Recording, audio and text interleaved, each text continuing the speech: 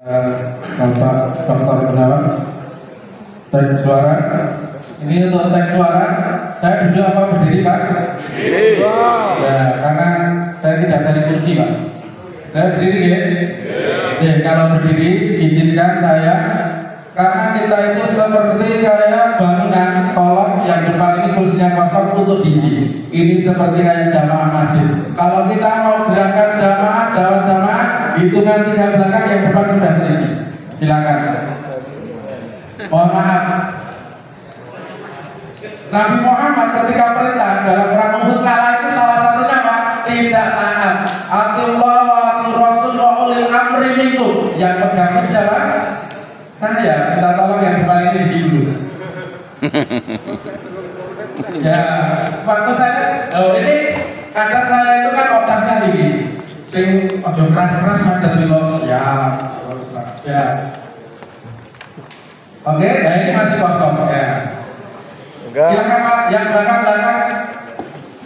Ya, dikondisikan dulu tempatnya. Ya Mas. Ya, tua karena orang kosong ada. Ikan itu matinya dari kepala atau dari ekor? Ikan itu matinya dari kepala apa ekor? Kelapa.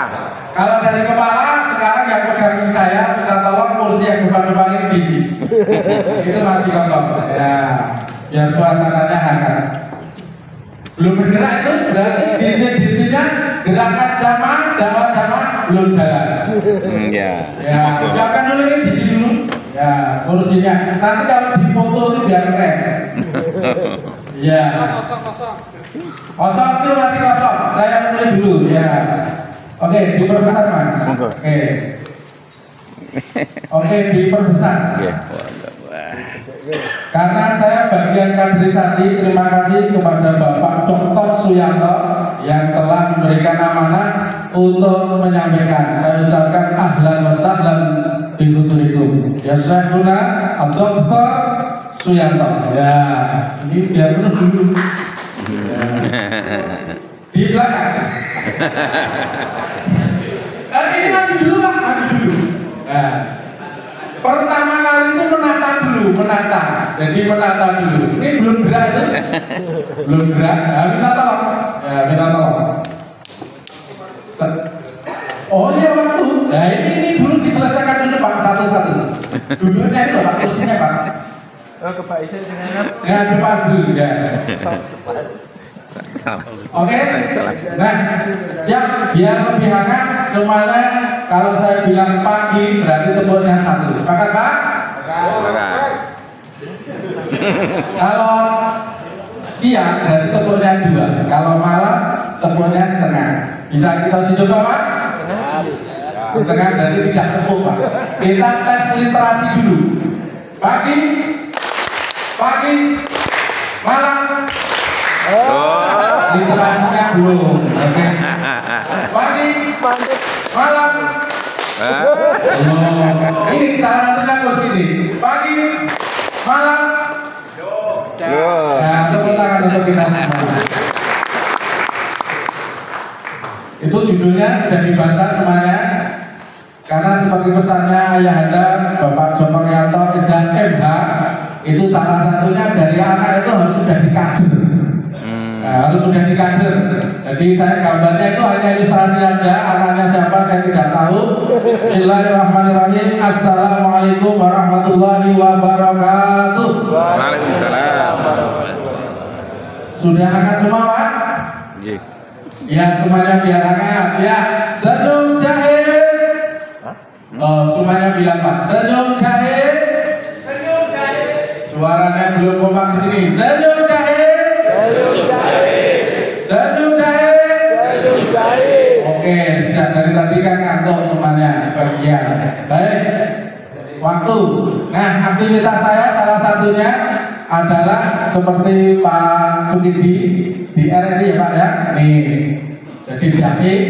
Nah, syaratnya masuk di RRI punya sertifikasi dari MUI.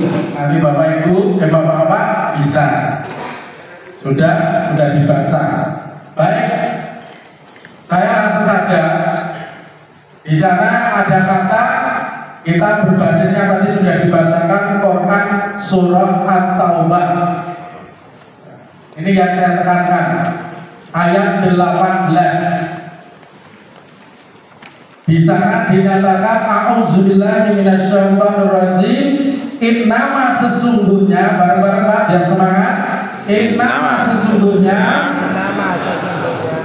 yang muru, yang memakmurkan, masajidallahi, masjid-masjid Allah, man amanah, barang siapa yang beriman, billahi kepada Allah, wal yaumil akhiri, dan hari akhir, wa aqamas sholata, dan mendirikan sholat, wa atas zakat, dan membayar zakat, walam yaksa ilallah, dan dia tidak takut kepada Allah. Bahasa mudah-mudahan, mengharap, ulaika mereka itu ayyakunu akan menjadi minal muhtadin, orang-orang yang mendapat petunjuk.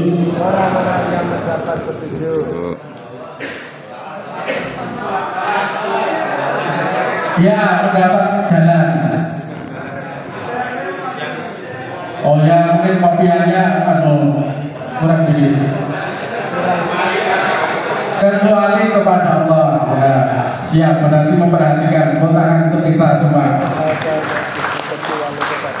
Oke. Bapak-bapak yang saya hormati, kita karena saya bagian kaderisasi, terima kasih sudah memperhatikan. Jadi dari mana kita memulai kader berbasis masjid? Bagaimana mempersiapkannya? Pertama, kita itu adalah aktivitas masjid selama ini. Hal yang sudah baik kita renungkan, kita refleksi. Kemudian masalah atau tantangan atau kelemahan yang di situ belum saya tulis, belum saya kirim karena sedikit saya revisi. Jadi bapak-bapak, yang jelas dari ayat ini kita mendapat inspirasi. Semuanya di sini ada yang jadi PNS Pak? Ada yang jadi PNS Pak? Ada yang guru matematika Pak? Yang saya maksud di sini, silakan angkat dulu Pak. Yang jadi guru matematika, Bapak. Oke, satu ya. Oke, siap. Kalau ada mic-nya kita bisa sharing. Waktu saya berapa menit Mas? Pak Dokter? Kurang 15, siap. Jadi saya ingin mendukung, mengkonfirmasi dari data itu semuanya. Kita latihan, kebetulan saya ikut di jaga.id milik KPK. Kita latihan jujur dulu. Latihan angkat-angkat. Siapa di sini yang masih penyembah api? Penyembah api itu nikmatut udud ba'da dahar. Siapa yang jadi masih perokok? Ini nanti untuk menghidupkan masjid. Jadi saya awal dari ada latihan jujur. Oke, satu orang siap. Satu hari kira-kira berapa Pak? Enggak masih. Oke, siap ya. Ilustrasinya ini. Saya sebut PNS itu istilahnya pegawai narik sedekah. Tugasnya masjid itu singkatannya PNS itu pegawai narik sedekah. Nah, di sini isu prioritas atau penting mari kita refleksi. Jadi tadi kita refleksi dulu. Realitanya saat ini jika kita cermati bersama, maka masyarakat Muhammadiyah yang kurang mendapat perhatian adalah masjid. Masjid atau musola di kalangan Muhammadiyah lebih banyak diurus oleh takmir setempat, mulai dari penetapan pimpinan, periodisasi, ketakmiran, manajemen dan kebijakan maupun program kerja yang diinginkan. Ini pertanyaan saya sederhana, latihan dijawab dengan jujur. Surat dan stempel masjid juga beraneka macam, betul atau salah? Betul. Saya mengusulkan kalau saya sering membantu ini itu ya dibantu dari pusat, minimal ya pimpinan daerah. Itu betul ya? Jadi kok surat atas tahun masjid juga beraneka macam, tidak seperti di AUN lain, pendidikan, kesehatan dan panti asuhan yang sejak tingkat pusat hingga bawah semuanya seragam. Betul apa salah? Oke. Jadi teman, problema yang muncul karena AUN yang satu ini bak anak tiri yang kurang mendapat perhatian dan kasih sayang dari pimpinan persyarikatan. Mohon maaf atas begitu. Imam dan muazzin juga asal-asalan. Betul apa salah? Tidak seperti AUN pendidikan, kesehatan dan panti asuhan yang selalu disayang. Betul apa salah? Dimanja dan diurus yang malang, maka wajar jika banyak masjid Muhammadiyah yang kurang terurus sehingga direbut atau dirampas kelompok tertentu. Tadi Prof Daki itu masjidnya nggak ditungguin 24 jam, wajar kalau diambil. Saya hanya profesi Pak, hanya kebetulan saja. Akibatnya apa? Muncul berbagai persoalan konflik antara jamaah masjid yang satu dengan jamaah lainnya. Muncul juga perbedaan pandang antara takmir dengan pengurus remaja masjidnya, sehingga proses regenerasi atau reformasi mengalami kemandikan. Betul apa salah Pak? Nah di sini tugas saya regenerasi, kaderisasi. Mengapa semuanya bisa terjadi? Bukankah masjid musola merupakan syarat berdirinya cabang atau ranting? Betul apa salah Pak? Syaratnya itu Pak. Kalah di antaranya. Kenapa justru kurang mendapat perhatian? Kenapa? Kira-kira ini menjadi refleksi. Kebetulan karena saya dulu refleksi. Oke, next time. Nah, urgensi kader berbasis jamaah masjid karena tadi kurang 5 menit. Tagline ora iso kudu iso. Semuanya bilang ora iso kudu iso. Ora iso kudu iso. Yang keras Pak, manjada wajada. Ora iso kudu iso. Ora iso kudu iso. Ora keras Pak, ya semangat. Ya tidak saya aja. Manjada wajada. Manjada wajada. Ora iso kudu iso. Ora iso kudu iso. Tepuk tangan untuk kita semuanya. Coba.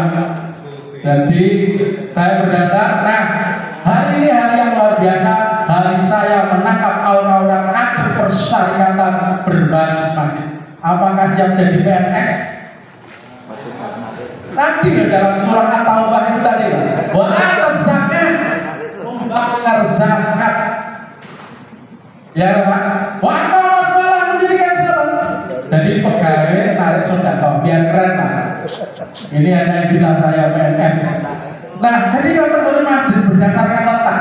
Jadi sekarang sudahkah dari LPCR ini mengelola itu sudah ada data berdasarkan letak. Tadi Pak Azhari luar biasa sudah membaca satu lembar itu Pak, itu bisa jadi museum, itu harganya mahal Pak, kalau dilaporkan di Perpusnas. Tinggal difoto, dikasih bintang-bintang. Jadi ini Pak, Masjid Transit, contohnya tadi Pak Daki, Masjid Al-Falah di Sragen misalnya. Masjid Perkampungan ini mohon maaf izin saya sampaikan Masjid PKU ini sekedar contoh. Nanti bisa jadi refleksi. Kira-kira Masjid PKU sebagai masjid apa? Letaknya itu.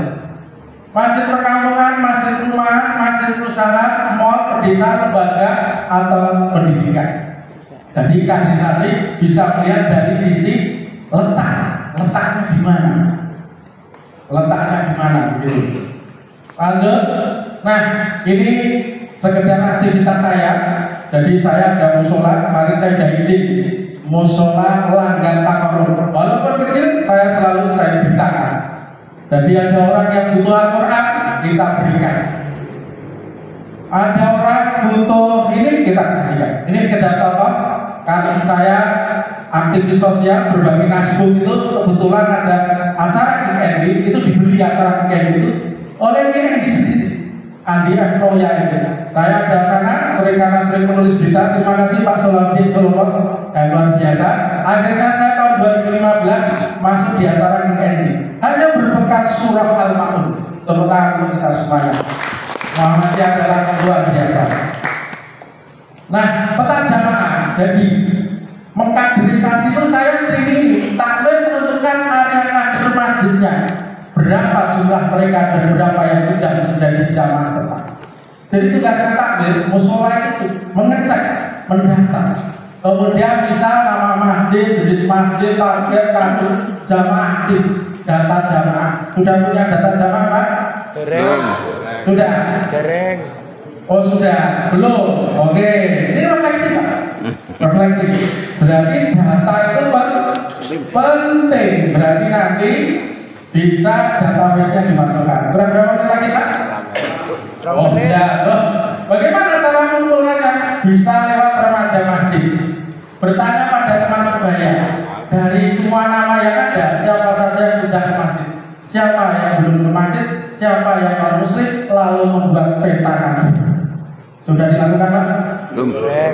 Belum. Mudah-mudahan setelah pulang dari sini semuanya sudah. Nanti kalau panitia sudah saya kirim. Jadi dibuat petanya. Karena saya tergelitik dengan pernyataan Pak Azhari, saya munculkan di sini kebetulan sama. Tepuk tangan untuk Pak Azhari. Jadi data itu penting Pak. Kan bisa jadi yang sholat itu misalnya masjid transit itu, yang sholat misalnya pejabat, jangan hanya infak itu, nggak usah ditarik langsung infak pembangunan apa, taruh situ aja. Itu contohnya. Karena bisa jadi kalau sudah ditentukan infaknya kadang orang nggak tahu. Maka program yang jelas seperti banyak pernyataannya Pak Sugidi tadi, program yang jelas. Lanjut. Karakter kader dari jamaah ke masjid. Pertanyaan saya sederhana. Apakah masjid dan musola Muhammadiyah itu arah kiblatnya sudah terverifikasi oleh Kemenak Kota Surakarta? Tempat saya sudah. Arah kiblatnya baru satu, tepuk tangan luar biasa. Dua, Saya sudah. oh tiga, baru tiga. Arah kiblat. Ya.